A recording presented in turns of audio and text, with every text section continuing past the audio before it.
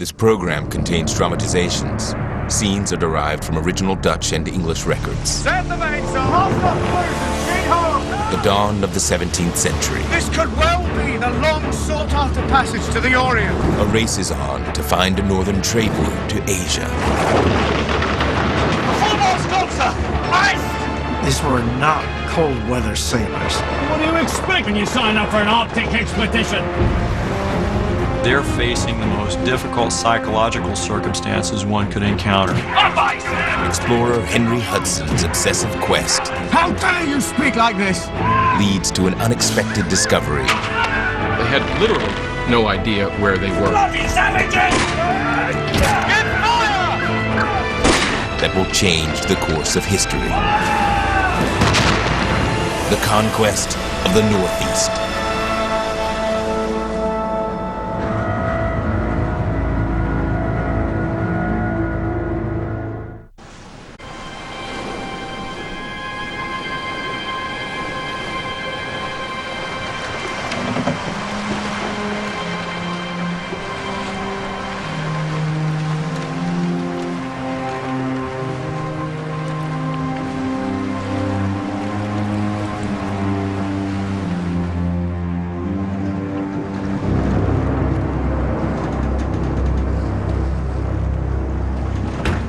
Let me reason with the master.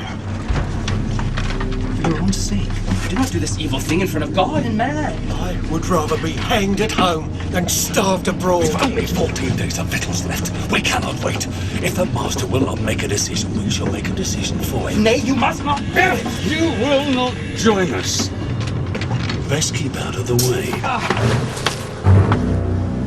What is the meaning of this? Get it.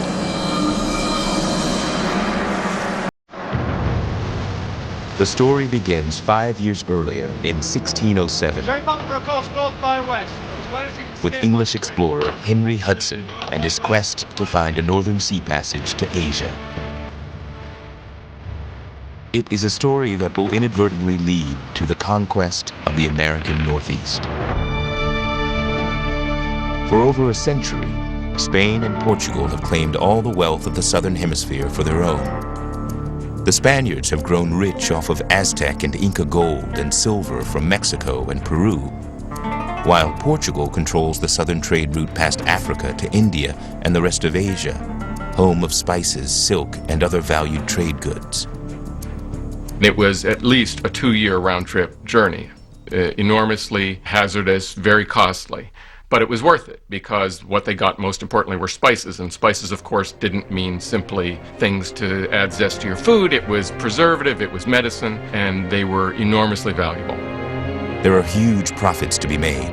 France, England, and the new Dutch Republic are eager for a share of the market. And as the countries of Northern Europe began to engage in the spice trade, they realized that the voyage around the southern tip of Africa and across the Indian Ocean exposed them to confrontation directly with the Spanish and the Portuguese along the route. What some people thought was, well, couldn't we sail a northern route, go along the north part of the landmass of Eurasia, or else to sail west? People were unclear at that time whether North America was part of Asia or not.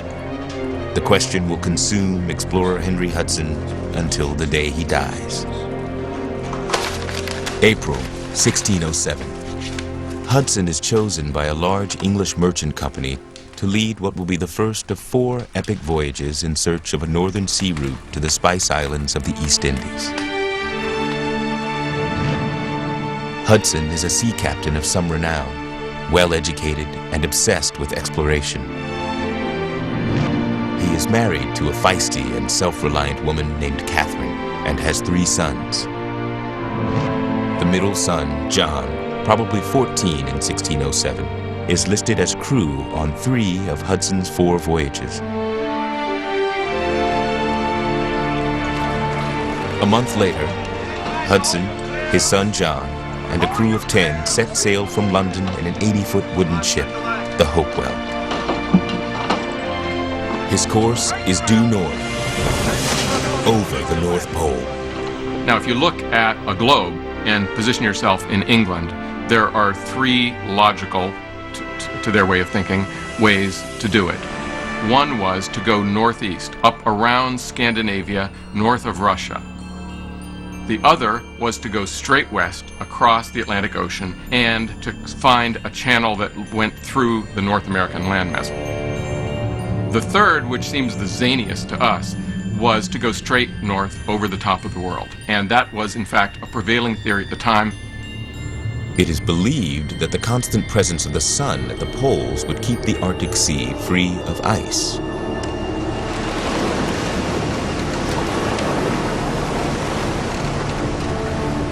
Hudson is the first explorer to test the polar route.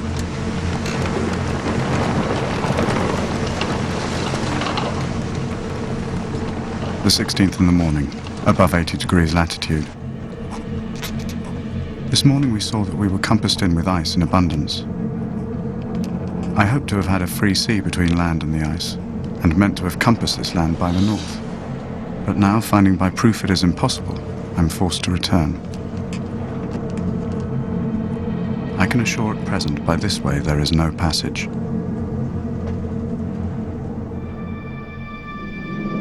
If you bring us no news of a passage, then did you bring back any fish? Furs? Did you make any profit at all for the company? I did not. But I did find a... Back in London, Hudson meets with his sponsors. Master Greenwell, sirs, if I may. It is clear there is no passage by way of the pole. But what of the northeast passage? If I can sail through the northern sea, I am sure I can find a navigable river that will take me to Cathay. If the sea prove inhospitable, I believe there could be a strait through the island of Nova Zembla. Would the company consider financing a new expedition in the spring? We will take it under consideration, Master Hudson. It will be a matter for the board of directors. Thank you.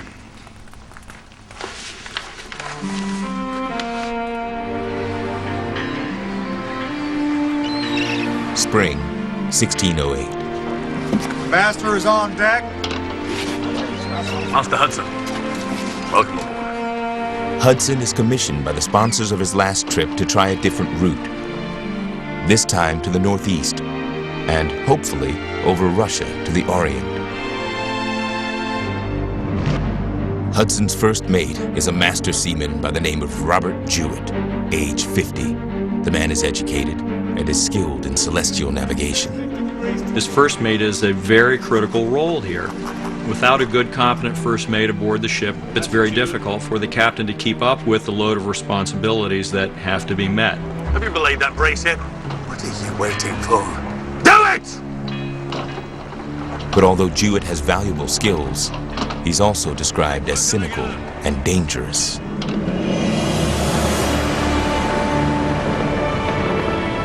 So they try Plan B, which is the northeast. They sail up over Scandinavia and north of Russia, and it is probably just as grueling as the last trip. May 5 and 20th. The wind at east-northeast. My carpenter was taken sick, and so doth yet continue. And 3 or 4 more of our company was inclined to sickness, I suppose by means of the cold. Most of these were not cold weather sailors. These were farmers. These were people who were picked out of the bars and the waterfront when the ships needed a crew. When they met with the hardships, these poor men couldn't take it. 3 months later, they reach the strait that Hudson has pinned his hopes on. Shall I give the order to turn back, sir? No. We'll not go back empty-handed. We'll change course and sail northwest. It is late in the season to be heading northwest, sir. If the winds be favourable, as they have been, we'll make it there and back in good time. Aye, sir.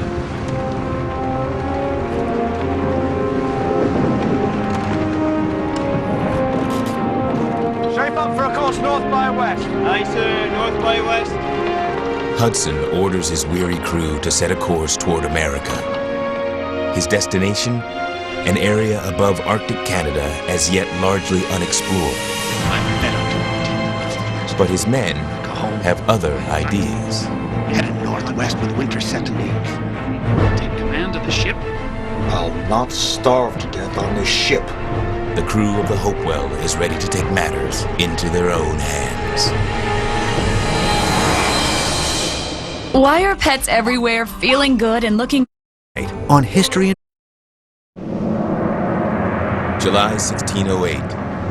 Henry Hudson leads his tired crew toward Arctic Canada in search of a northwest passage. To the north and east, he's been turned back by ice.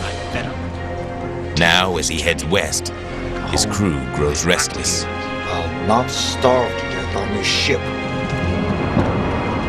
The Hopewell never completes its journey west. On August 26th, the ship docks in London. An entry from Hudson's logbook gives the only clue to their sudden return. I used all diligence to arrive at London, and therefore I now gave my crew a certificate under my hand of my free and willing return without persuasion or force by any one or more of them.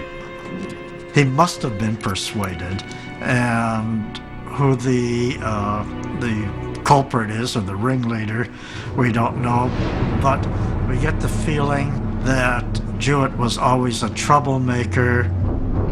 Mutiny is punishable by death. There is no worse crime on a ship. It is very important that there be a very strict discipline aboard a ship, and once you've lost control, then you're doomed. Hudson immediately seeks sponsorship for a new venture, but rumors of his detour to the west and of his crew's near mutiny have preceded him. I am persuaded there must be a passage to the northwest. Would the company consider financing a new expedition in the spring? I'm sorry, but we can sponsor no new ventures this year.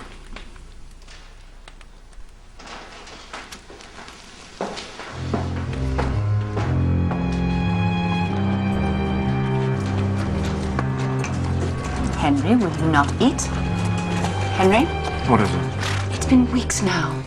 Can you not find another ship? Another company? Find other piloting work? I'll not be piloting a whaling ship, Kate, if that's what you're suggesting. Did I say that? Nay, Henry, but we cannot go on like this. You must find work. Father, Mother, we have a visitor. Master Van Metron. May I have a moment of your time? I have a proposition for you. Master Van Metron, I will leave you gentlemen. Come, John. Right. Take a seat. Thank you.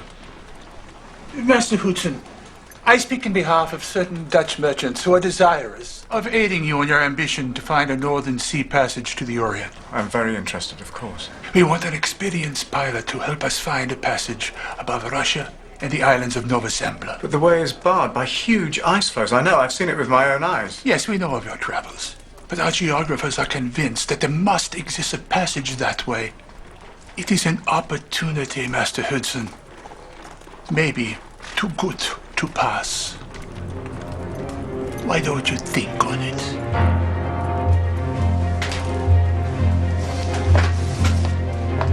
Hudson finally agrees to make the trip to Amsterdam. The Dutch Republic, ruled by Spain, has spent the last 30 years fighting for independence. Now a truce has been signed, and the new nation is intent on commercial success. The Dutch, with their efficient methods of production, their efficient methods of management, just exploded onto the economic scene. The Dutch East India Company, with its fleet of 40 ships and some 5,000 sailors, is on its way to becoming the largest, richest, and most powerful company in the world. They now want to expand. If there is a northern route, they want to be the ones to find it, because whoever else finds it is going to co-opt them. November 1608. Hudson meets with the company directors. Mein Herren Directors, it is my firm conviction that the passage you seek lies to the northwest, not the northeast as you suppose. The venture would carry no more risks than an expedition to the northeast, but I suggest that the rewards would be just as great, if not greater. But I would need your answer soon if I'm to set sail in spring. We hebben Master Hudson gehoord. Wat denken we ervan? Volgens mij zijn de plannen van Master Hudson niet goed voor de future. Unable to agree on which direction to explore, the company directors put off making any decision until their next meeting at the end of March. Hudson must wait 5 months to hear if he will get a ship and where he will be sent. But one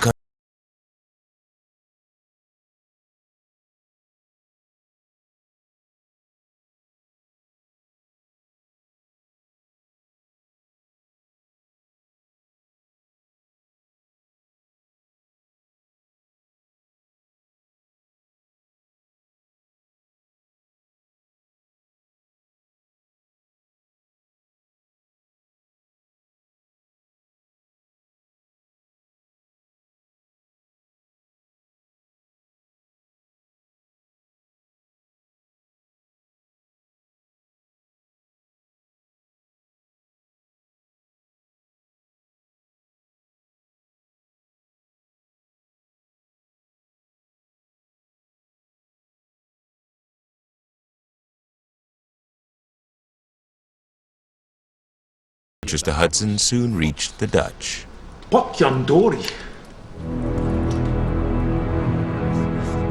January 8th, 1609. The company directors summoned Hudson to an emergency meeting.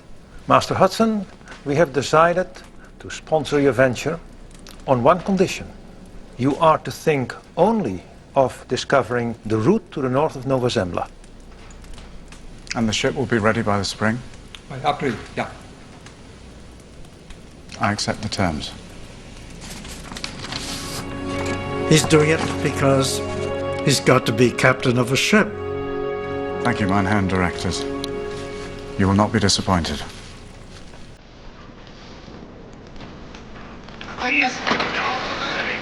Hudson's ship is the newly constructed Half Moon. His crew of about 18 consists of English and Dutch sailors. Hudson also hires back his old navigator, Jewett. If you're going to have a person aboard, better the devil you know than the devil you don't know. Get yourself down below and worm and parcel the ankle cable. Move it! Although Jewett is on board as a navigator, he is not hired as first mate. A Dutch East India Company representative will outrank him. Cast off your butts and moon! In spring, the Half Moon sets sail from Amsterdam. It is the start of a journey that will earn Hudson the glory he hopes for, but in a way he would never expect.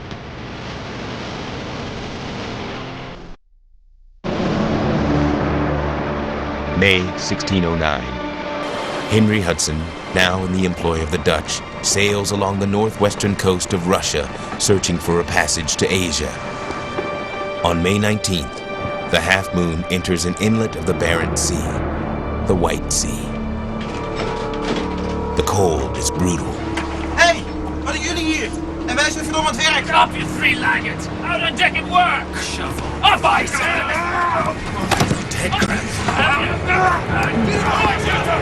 Bring it up! You three, on deck! You two are confined to corners! Sir, they stay below and will not work! What is the cold, sir? Well, what do you expect, Carter, when you sign up for an Arctic expedition? Hudson is aware of his crew's frustration. He also knows that if he continues to push ahead into ice-filled waters, this journey will fail, just like the last two. I heard Carter say if he had £100, he'd give 90 of it to be home right now. I tell you, Captain, the crew can't take much more of this. But our charter is very clear. You would have us continue on through a sea of ice till we be crushed. Before that happens, I'll commandeer the ship myself and take her home. Jewett, watch your tongue, man. Then we must return to Amsterdam. Your employers will not like it if we return empty-handed. What do you propose?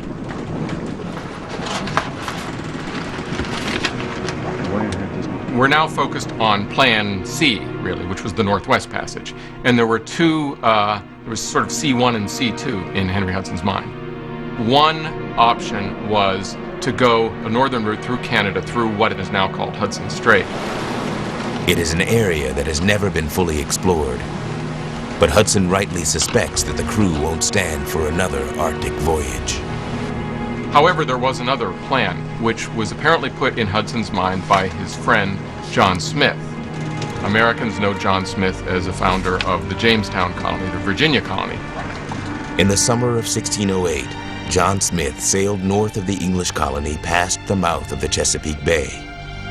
In a letter to Hudson, he suggested that somewhere under 40 degrees latitude there was a sea that might lead into a western ocean.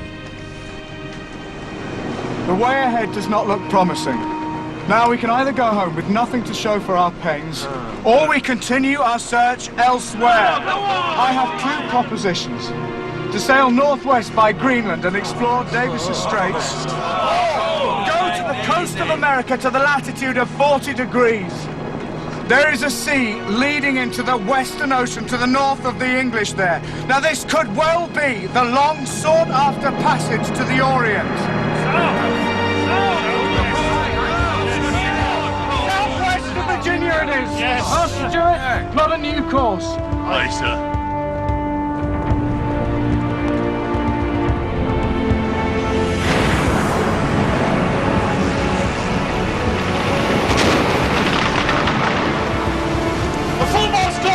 And the sail!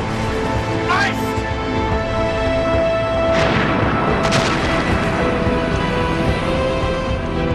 With one mast down, Hudson is forced to head for what is now New England for repairs.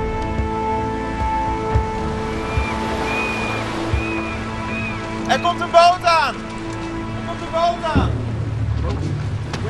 Boat? A boat, look, we're savages! The natives are members of the Micmac tribe, part of the Wabanaki Confederacy. They are familiar with Europeans.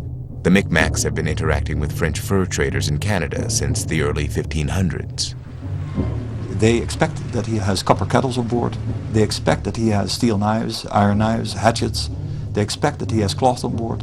And they know that he is interested in furs. They want to trade. Let them come up alongside. Hudson and his men are as anxious to make a profit as the Micmacs. There is no reason for hostility.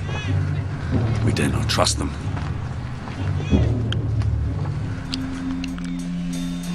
Three days later, the Half Moon is anchored close to shore to make much-needed repairs. And then they began to notice that there were lobsters. They were so common that at low tide they could just walk along the beach and pick them up. Ellie, look at the size of this! Oh, but look at this one you got! The crew consumes 59 lobsters that night, a welcome change from moldy biscuits. But not all see the place as a paradise. July 24th. We kept a good watch for fear of being betrayed by the people. They saw native people as savages.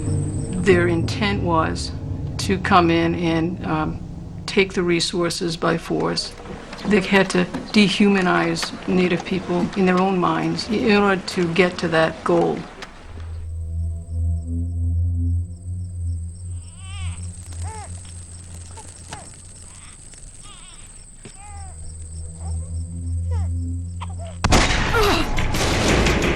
We drew the savages from their houses and robbed them, as they would have done to us. Grab the furs! Move it! Back to the cellar!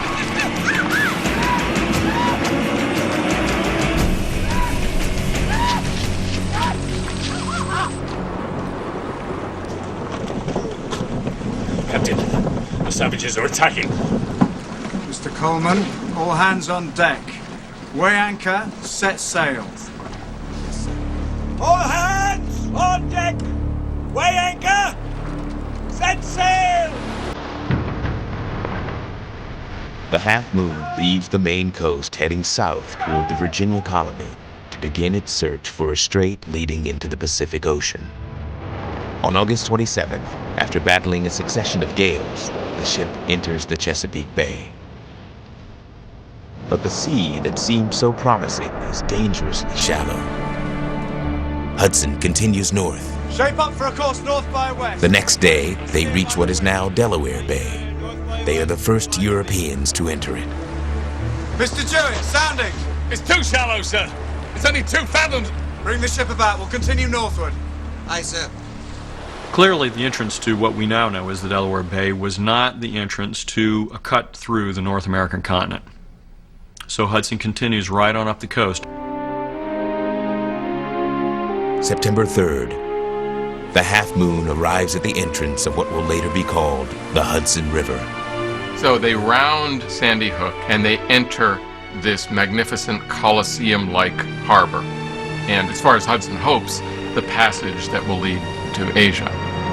A broad river with no end in sight. But where does it lead? Tonight on 6 months after leaving Amsterdam, Henry Hudson and the crew of the Half Moon arrive at the mouth of what will one day be called the Hudson River. He is not the first European to see it, but he will be the first to explore it. Giovanni de Verrazzano, sailing for France, discovered New York Harbor in 1524. Esteban Gomez, sailing for Spain, visited a year later.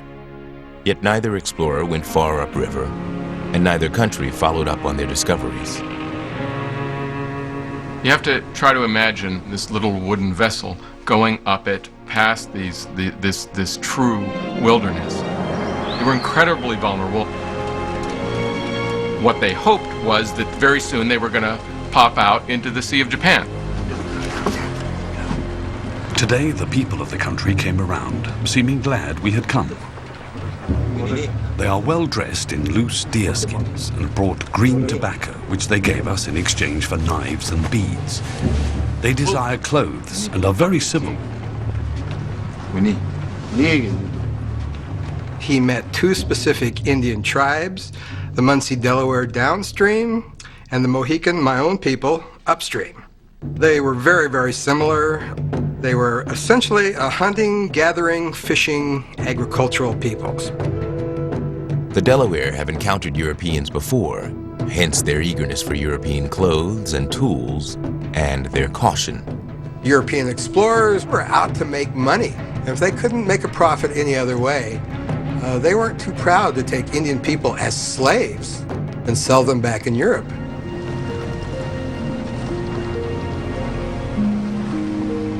It was fair weather in the morning, and our master sent John Coleman with others over to the northern side to sound the river. The Hudson had a lot of promise. For one thing, it's a tidal river, which means that it's salt water for much of its course. They described it as a mile wide and deep. 20 fathoms! And in a good anchorage!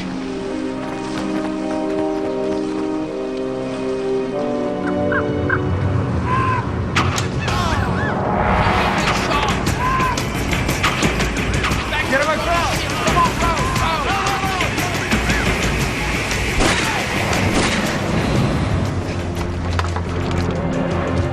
One of our men, John Coleman, was slain by an arrow shot in his throat, and 2 others were hurt. God have mercy on his soul. From here on, we shall keep steady watch. Cover him up.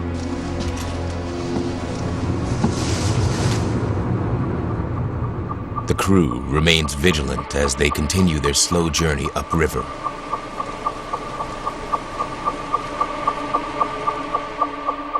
It isn't until the Half Moon leaves Delaware Indian Territory that they begin to relax.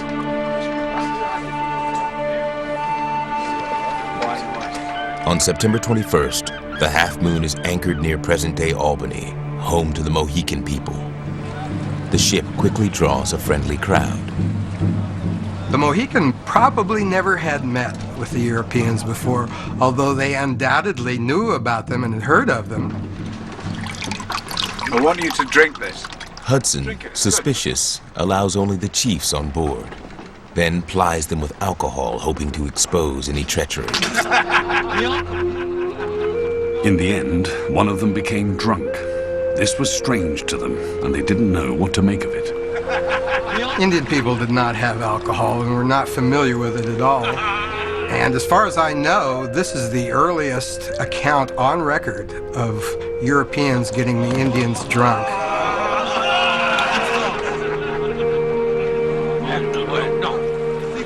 Hudson persuades the others to leave their sleeping companion behind. Leave him with us.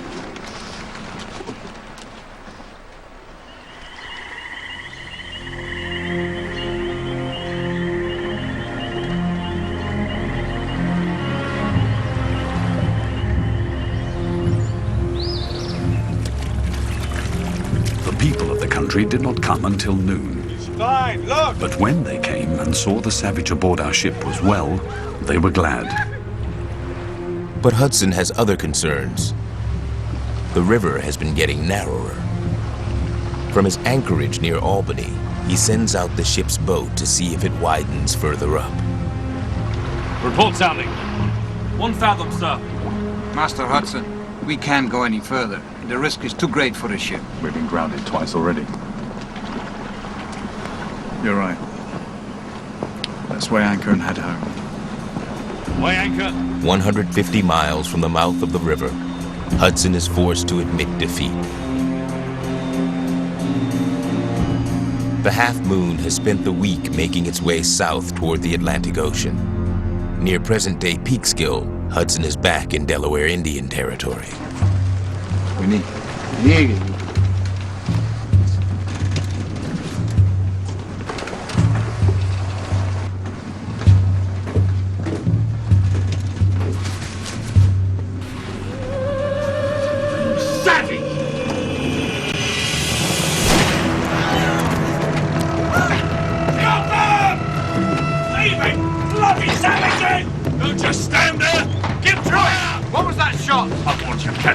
The savages have stolen my bandolier and my 2 shirts!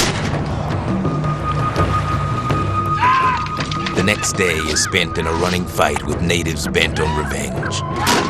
2 canoes full of men came up behind our stern and shot at us with their bows and arrows. In return, we discharged 6 muskets and killed 2 or 3 of them. Get fire! There is nowhere to hide. The ship is an easy target.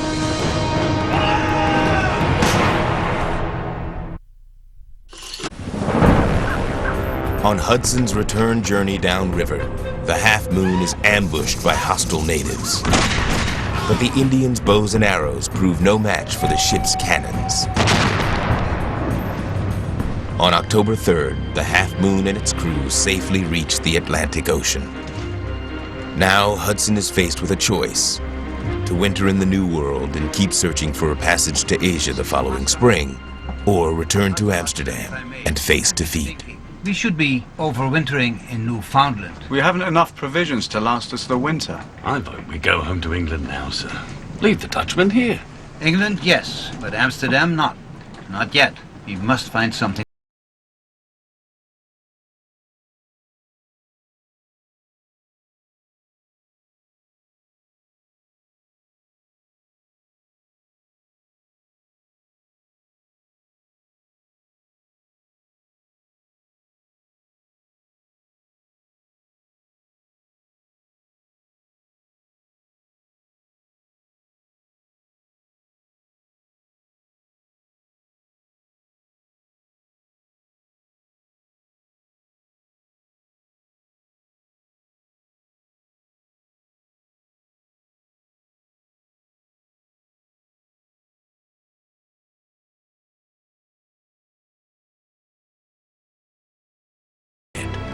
Tell me, what's this voyages?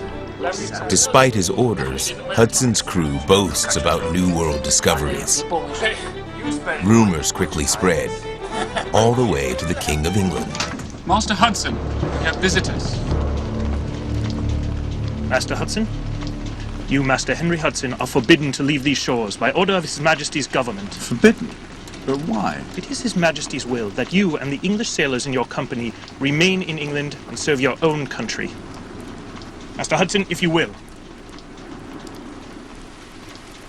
The English seize Hudson's charts and logbooks, information rightfully owned by Hudson's investors, the Dutch East India Company.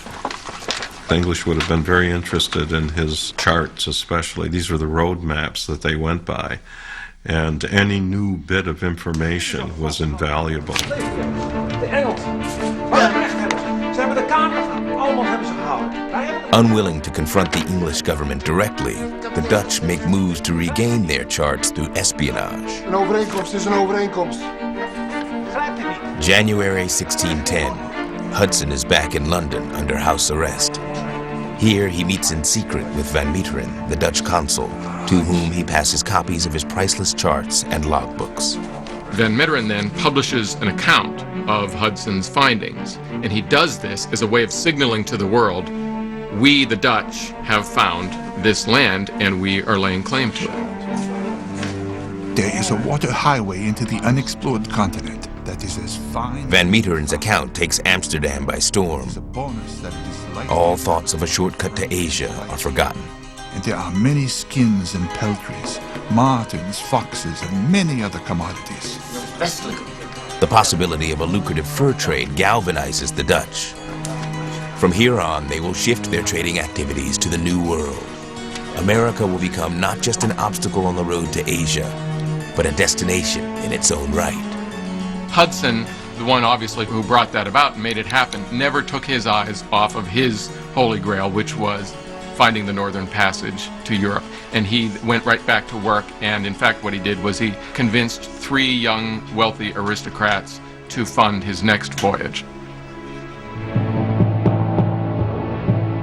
April 1610. Come on, step lively now. Hudson's new ship, the Discovery, is the largest ship he has commanded to date.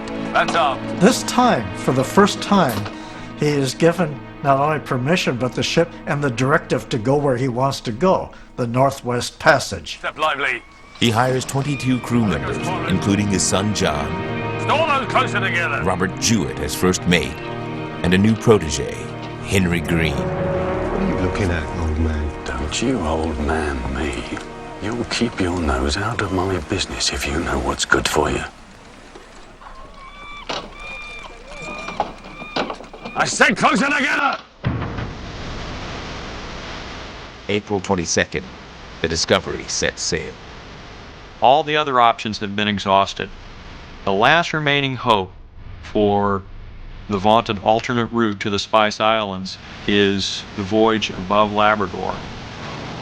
Nearly 5 months later, after a long and arduous voyage, the Discovery enters what we now know as Hudson Bay. This is as wide and clear a sea as I have ever seen. This is it, without a doubt. This is the passage! An extra ration of beer all round! There is all indication that they have found the Northwest Passage. The strength of the flow of the tide, the fact that there is no land on the horizon whatsoever.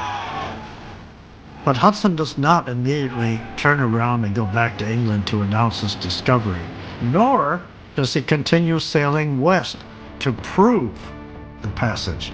Instead, he sails south. By September, the crew's excitement has turned to concern. Hudson, without explanation, has led them 610 miles into the southernmost tip of the bay, James Bay. If he's looking for a shortcut home, he has failed. And with the onset of winter, they are now facing disaster. Already you can see indicators in the log that this is a man who is in a different state of mind than he had been in previous voyages. Father? Father? Father, will we be home by Candlemas? No, lad. We'll be in Java by Candlemas. In Java? We're more likely to starve to death in this barren place rather than see Java by Candlemas. Men! The captain's gone mad. Stark raving mad. Unless we turn this boat about, will none of us see England again. Silence, man! How dare you speak like this? I'll speak as I see fit if it will save us. Green!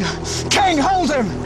Mutiny is a hanging offence, and I will not have mutiny on this ship!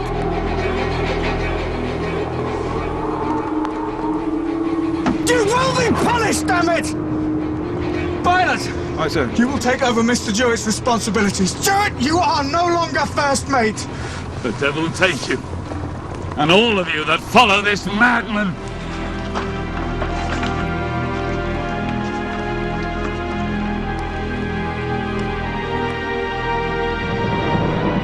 By the end of October 1610, the Discovery is grounded on the ice in James Bay. 6 months pass. They're locked up on this ship, stuck in this pack ice. Over the course of a winter, they're facing the most difficult psychological circumstances one could encounter. By spring of the following year, the ice begins to break up. The crew is eager to head home. But provisions have all but run out. You do well to make the portions smaller, Green. I fear that the men would eat it all. They won't be able to govern their hunger. Aye, sir. Would that be thin enough, sir? Do as you will. I'll be in my cabin. Aye. With his own stash of victuals, no doubt. They felt that Hudson was squirreling away food for his own private use. June 22nd, 1611. Mutiny. What is the meaning of this? You will find out soon enough. Get in. Move it. You're going in with the master too. We don't have victuals for the sick and the weak. Druid will overthrow you all! No, 'tis the villainy of Henry Green. Cast them off!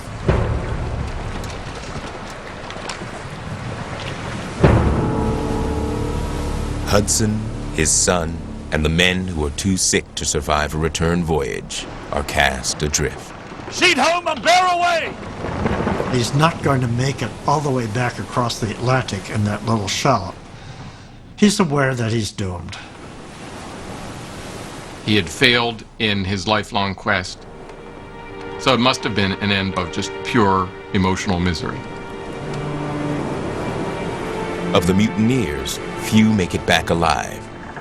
Green is killed by Eskimos on a foraging trip. Jewett starves to death. The Discovery reaches the coast of Ireland on September 6th. The survivors announce that they have found the Northwest Passage to the Orient. Their lives are spared. England has a few months of high hopes.